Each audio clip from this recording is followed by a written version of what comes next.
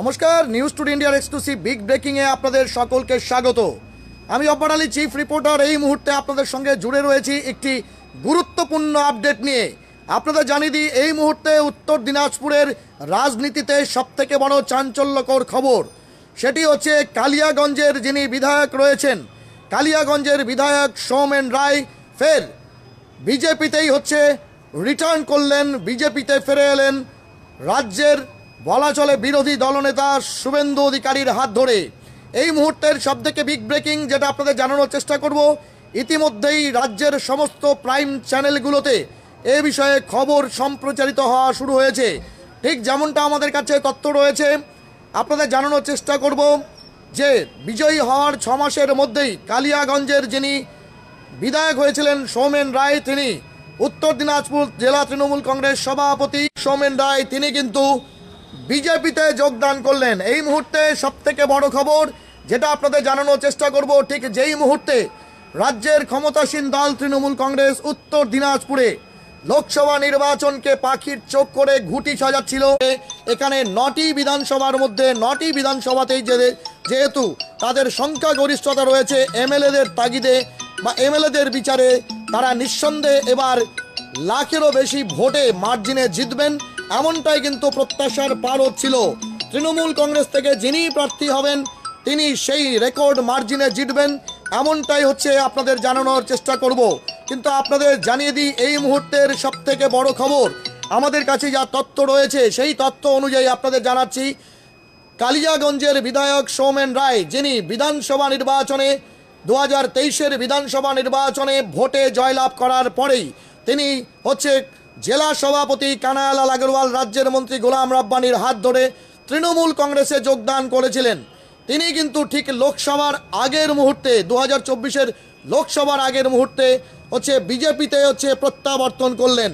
এই মুহূর্তের সবথেকে বড় খবর, যারা নতুন করে যুক্ত হলেন তাদের জানানোর চেষ্টা করব যে আমাদের কাছে যেমনটা তথ্য রয়েছে, ঠিক যেই মুহূর্তে রাজ্যের ক্ষমতাশীল তৃণমূল কংগ্রেস গোটা রাজ্যের সাথে সাথে বিভিন্ন যে শাখা সংগঠনগুলো রয়েছে, যেমন মহিলাদের শাখা সংগঠন, মাইনরিটি সেল, তার পাশাপাশি ছাত্র এবং যুব ফ্রন্টকে মজবুত করে লক্ষাধিক ভোটে উত্তর দিনাজপুর জেলায় তৃণমূলের যিনি লোকসভা ভোটে প্রার্থী হবেন তাকে বিজয়ী করার স্বপ্ন দেখছেন। ঠিক সেই মুহূর্তে বলা চলে রীতিমতো স্বপ্নভঙ্গ। যে তথ্য আপনাদের মনে করানোর চেষ্টা করব, গোটা উত্তর দিনাজপুর জেলাতে 9টি বিধানসভার মধ্যে 9টি তৃণমূল কংগ্রেসের দখলে এসেছিল। এই সূত্র ধরে যে বিগত 2023-এর বিধানসভা নির্বাচনে 9টি বিধানসভা ক্ষেত্রের মধ্যে 7টিতে একক সংখ্যাগরিষ্ঠতা লাভ করেছিল তৃণমূল কংগ্রেস। এবং তারপর ঠিক যেমনটা আপনাদেরকে জানানোর চেষ্টা করব, রায়গঞ্জের বিধায়ক বিজেপি থেকে জেতার পর কৃষ্ণ কল্যাণী, যিনি পাবলিক অ্যাকাউন্টস কমিটির চেয়ারম্যান, তিনি তৃণমূল কংগ্রেসে যোগদান করেন। এবং তার পরপরই সৌমেন রায়, যিনি কালিয়াগঞ্জের বিধায়ক, তিনি কিন্তু কানাইলাল আগরওয়াল জেলা সভাপতি, দক্ষ সংগঠক বলে পরিচিত, ইসলামপুর পৌরসভার চেয়ারম্যান এবং রায়গঞ্জ সুপার স্পেশালিটি হাসপাতাল এবং ইসলামপুর মহকুমা সুপার স্পেশালিটি হাসপাতাল এবং মেডিকেল কলেজের রায়গঞ্জ মেডিকেল কলেজের যিনি রোগী কল্যাণ সমিতির চেয়ারম্যান, তার হাত ধরে তিনি কিন্তু তৃণমূল কংগ্রেসে যোগদান করেন।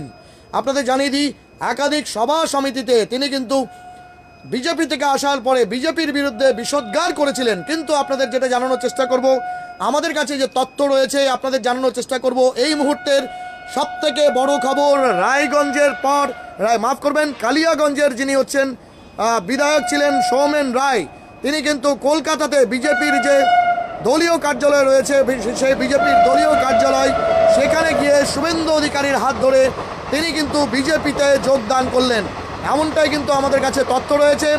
কেন তিনি যোগদান করলেন আপনাদের জানানোর চেষ্টা করব। গত বিধানসভা 2023-এর বিধানসভা নির্বাচনে যেমনটা আমাদের কাছে তথ্য রয়েছে, তিনি বিজেপির টিকিটে জয় হলেও পরবর্তীতে জয় হওয়ার 6 মাসের মধ্যেই তিনি তৃণমূল কংগ্রেসে যোগদান করেন। এবং তারপর অবশ্যই আপনাদের যেটা জানানোর চেষ্টা করব যে কালিয়াগঞ্জে কিন্তু তৃণমূল কংগ্রেসের যে লোকসভা ভোটের পর যে সেখানে পৌরসভা নির্বাচন হয়, তাতে তৃণমূল কংগ্রেস কিন্তু যথেষ্টই ভালো রেজাল্ট করেছিল। তারপর আপনাদের যেমনটা জানানোর চেষ্টা করব, সেখানে কিন্তু একাধিক রাজনৈতিক টানাপোড়েনের ঘটনা ঘটে এবং আপনাদের জানানোর চেষ্টা করব আজই কলকাতায় বিজেপির যে রাজনৈতিক দল, বিজেপির সেই রাজনৈতিক দলের যে দলীয় কার্যালয় রয়েছে, সেখানে শুভেন্দু অধিকারীর হাত ধরে কালিয়াগঞ্জের বিধায়ক যিনি রয়েছেন সৌমেন রায়, তিনি কিন্তু ফের বিজেপিতে প্রত্যাবর্তন করলেন। এমনটাই কিন্তু আমাদের কাছে তথ্য রয়েছে। তিনি কেন বিজেপিতে প্রত্যাবর্তন করলেন সে বিষয়ে কিন্তু অবশ্যই আমরা আপনাদের কাছে পরবর্তী প্রতিবেদনে তুলে ধরার চেষ্টা করব। কিন্তু যে বিষয় আপনাদের জানানোর চেষ্টা করব, স্বয়ং রাজ্যের যিনি হচ্ছেন বিরোধী দলনেতা রয়েছেন, এককালে তিনিও তৃণমূল কংগ্রেসে ছিলেন এবং গুরুত্বপূর্ণ পদমর্যাদার অধিকার করতেন, সেই শুভেন্দু অধিকারী, যিনি বর্তমানে হচ্ছে বিধানসভায় বিজেপি দলনেতা এবং বিজেপির হচ্ছে একজন বলা চলে যে একজন নেতৃত্ব, তিনি তার সেই বিধানসভার হচ্ছে বিরোধী দলনেতা শুভেন্দু অধিকারীর হাত ধরে কিন্তু তিনি এই মুহূর্তে বিজেপিতে ফের। ঠিক লোকসভা ভোটের আগে তাৎপর্যপূর্ণভাবে সৌমেন রায়, অর্থাৎ কালিয়াগঞ্জ, সেই কালিয়াগঞ্জ যে কালিয়াগঞ্জে বিধানসভা ভোটের পর সৌমেন রায় যখন 6 মাসের মধ্যেই তৃণমূল কংগ্রেসের জেলা সভাপতি কানায়ালাল আগরওয়াল এবং রাজ্যের মন্ত্রী গোলাম রব্বানির হাত ধরে যেই মুহূর্তে তৃণমূল কংগ্রেস জয়েন করেছিলেন, তারপর কিন্তু সেখানে তৃণমূল কংগ্রেসের অবশ্যই বলবো যে সংগঠন সেটা যথেষ্টই মজবুত হয়েছিল। কিন্তু আজই একদম ঠিক কিছুক্ষণ আগেই, যেমনটা এই মুহূর্তে সমস্ত প্রাইম মিডিয়াদের সবচেয়ে বড় আলোচ্য বিষয়, যে উত্তর দিনাজপুর জেলার কালিয়াগঞ্জের তৃণমূল বিধায়ক, যিনি ছিলেন তৃণমূলে যোগদান করা বিধায়ক সৌমেন রায়, তিনি কিন্তু ফের তার যে পুরনো দল, অর্থাৎ যে দল থেকে তিনি হচ্ছে বিধায়ক নির্বাচিত হয়েছিলেন, সেই বিজেপিতেই তিনি হচ্ছে প্রত্যাবর্তন করলেন।